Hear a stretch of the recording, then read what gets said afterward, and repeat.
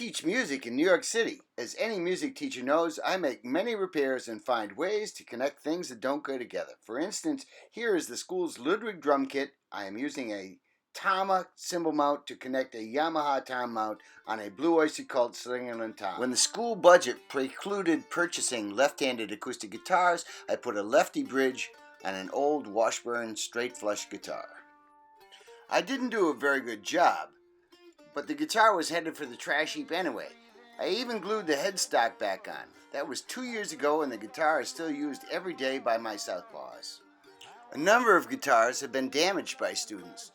The most common is a neck break. Their punishment is they have to fix the guitar. I teach them how. Here is a $60 Tele clone that I drilled through the body for a string-through bridge. Here's another where I swapped the neck for a nicer one. Many of the instruments in my music room I find on the street. In addition to the guitars and amps, I found this Baldwin organ that only needed a quick tuning to be orchestra ready. Here is a Fender MANDO caster that originally came with 5 single strings. I added another 2 high strings to make it sound more like a real mandolin. I also added a Seymour Duncan humbucker on the bridge position. The tuning pegs are exactly like the originals. I got this Fender Jazzmaster from my friend Mike, who already swapped out the vibrato and bridge. I added locking tuners. Okay, so this is the actual Fender Jaguar bass. Made in China. I haven't done much to this bass other than I stole a page from the Dennis Dunaway playbook and I put these round things on there.